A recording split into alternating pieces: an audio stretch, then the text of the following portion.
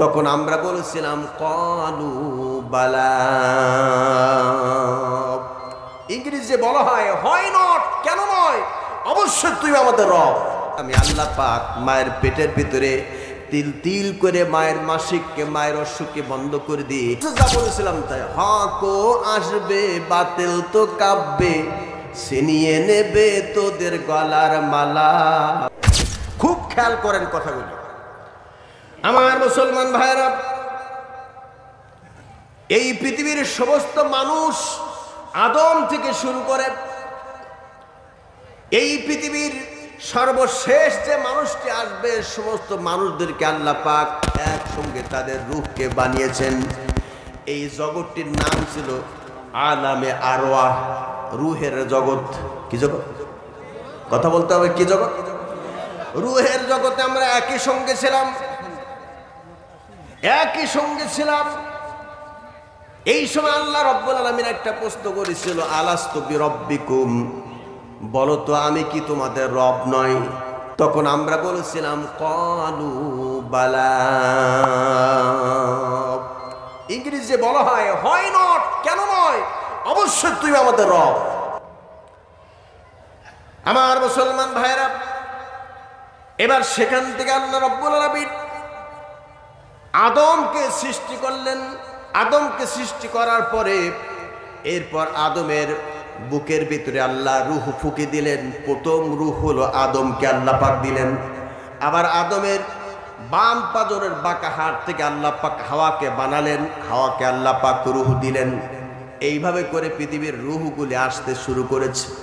আমরা প্রথম ছিলাম রূহের জগতে। দ্বিতীয় আমাদের জগতের নাম হলো আলামে বুতুন, মায়ের পেটের জগৎ। মায়ের পেটের জগতে আমরা ছিলাম। আল্লাহ পাক বলেন, হাল আতা আলাল ইনসানি হিনুম মিনাদ দাহরি লাম ইয়াকুন শাইআম মাযকুরা।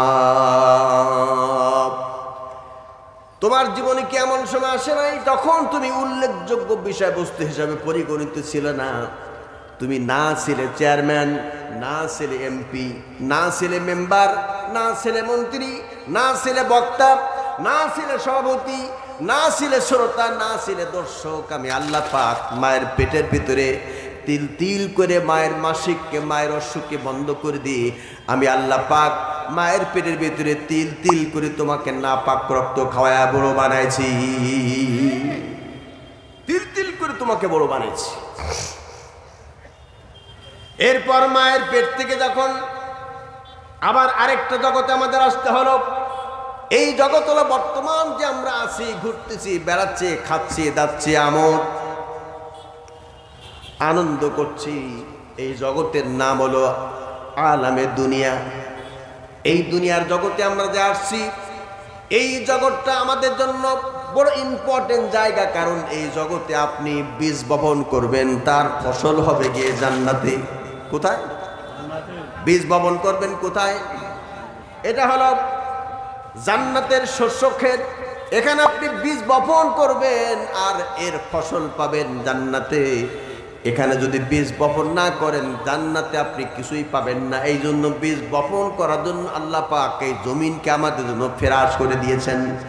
আল্লাহ পাক বলেন, আল্লাযী জাআলা লাকুমুল আরদা ফিরাশাও ওয়াস সামাআ বিনাআ ওয়া আনসালা মিনাস সামাই মাআন فأخرج به من الثمرات رزقا لكم فلا تجعلوا لله أندادا وأنتم تعلمون।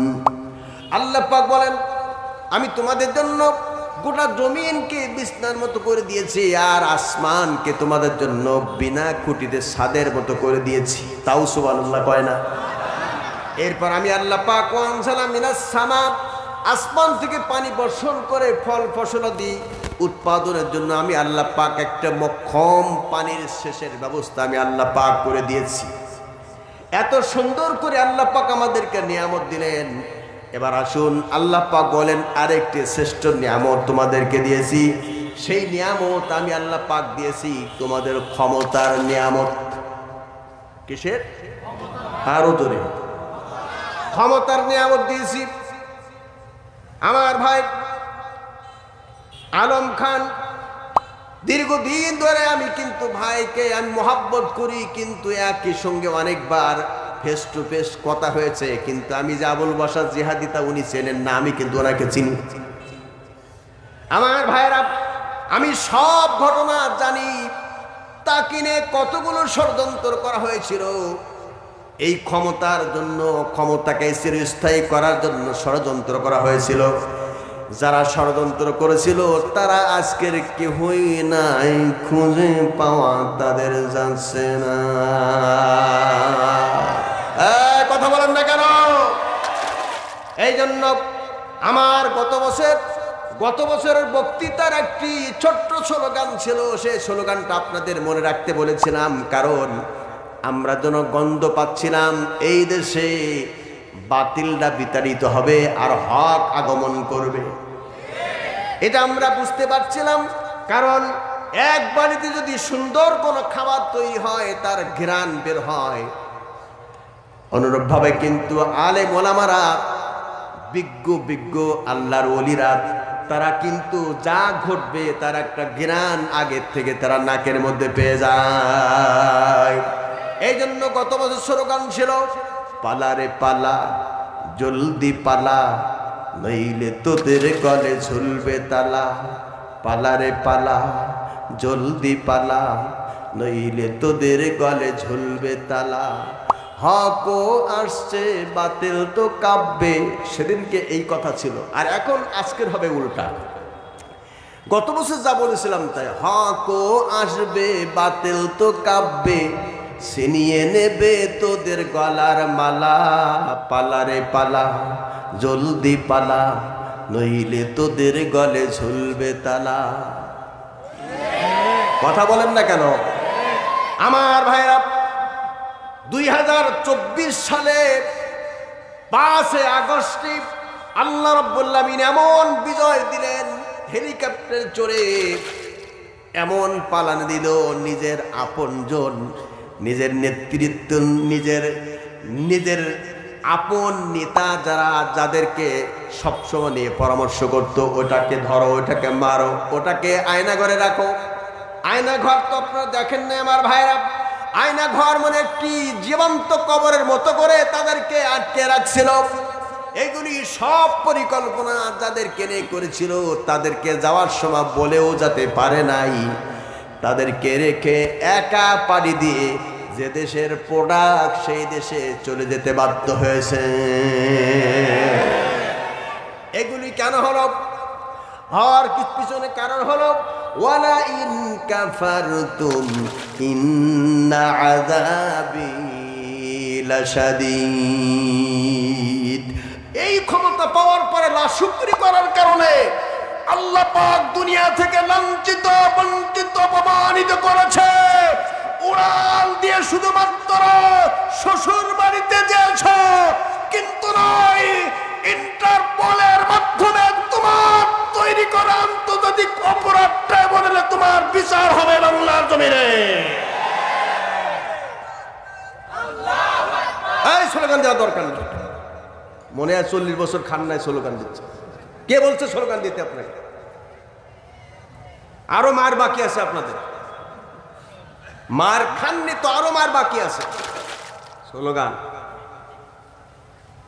মনে হয় রোজা রাখছে। আমার ভাইরা, এই যে নিয়ামত আল্লাহ পাক দিয়েছেন, ক্ষমতার বসে ক্ষমতার অপব্যবহার যারা করবে, লাইন শাকারতুম, আল্লাহর শুকরি যারা আদায় করবে, তা না করে কুফরি করেছে। কুফরি করার কারণে আজকের এমন কোনো জায়গা নাই, এমন একজন এমপি নাই যিনি বাড়িতে আছে। জায়গা জমি, বাড়ি গাড়ি, কোথায় কি আছে না আছে সব এখন খুঁজে খুঁজে বের করছে, কোথায় কে কি করেছে। অনেকে সাধুবাদ দেখাইছে, আমার জীবনে আমি কিছু করি নাই, সব তো আপনাদের জন্য। এখন দেখা যাচ্ছে সেও কত হাজার কোটি টাকার মালিক। কথা বলেন ঠিক কি ঠিক না? সুতরাং বাংলার জমিনে ক্ষমতার অপব্যবহার করে যারা জনগণের সম্পদকে লুণ্ঠন করে খেয়েছ, এতিমের মালকে নাহক ভাবে যারা খেয়েছ, বাংলার জমিনে একটা একটা করে তাদের বিচার করা হবে। বিচারের কাঠগড়া দাঁড়াবার জন্য প্রস্তুতি নাও, ছাড়া হবে না। এখন আজকের স্লোগান হলো, দেখেন 2024 সালের 5 আগস্টে যে আল্লাহ পাক আমাদেরকে সামান্য বিজয় দিয়েছেন, আমরা কিন্তু বিজয় মনে করব না, কারণ একটা জগদ্দল পাথর আমাদের মাথার উপর থেকে সরে গিয়েছে, এই জন্য কিন্তু এটা বিজয় নয়, বরঞ্চ আমরা উন্মুক্তভাবে চলতে পারছি, এটি হলো সামথিং বিজয়। আজকের স্লোগান হলো, এখনো যারা ঘাপটি মেরে থেকে বিভিন্ন জায়গা থেকে যারা উস্কানি বক্তব্য দিচ্ছ, ফেসবুকে স্ট্যাটাস দিচ্ছ, তাদেরকে বলি, পালারে পালা, জলদি পালা, নইলে তোদের গলে ঝুলবে তালা। হকও আসছে বাতিল তো কাঁপছে, হকও আসছে বাতিল তো কাঁপছে, সে নিয়ে নেবে তোদের গলার মালা। পালারে পালা, জলদি পালা, নইলে তোদের গলে ঝুলবে তালা। ঠিক কিনা? আরো জোরে বলেন ঠিক কিনা? সুতরাং সময় এসেছে আমাদের সকলকে ঐক্যবদ্ধ ভূমিকা পালন করা, আমাদের সকলকে একই প্ল্যাটফর্মে আসতে হবে। একই প্ল্যাটফর্মে এসে বাংলার জমিনে ইসলামী রাজ কায়েম হয়েছে, এই দৃশ্য দেখে আমাদেরকে মৃত্যুবরণ করতে হবে। বাংলার জমিনে ইসলামী রাজ কায়েম হোক, এই দৃশ্যকে আপনারা দেখতে চান? কারা কারা দুই হাত উঁচু করে দেখান। প্রিয় দর্শক শ্রোতা, আপনারা দেখছেন নিউ আরটি মিডিয়া ওয়াজ প্ল্যাটফর্ম। এখানে আমরা হক্কানি ওলামায়ে কেরামদের ওয়াজ অডিও ভিডিও ভিজুয়াল করে থাকি। তো এমনই নিত্য নতুন ভিডিও দেখতে আমাদের চ্যানেলটিকে সাবস্ক্রাইব করে আমাদের পাশে থাকুন।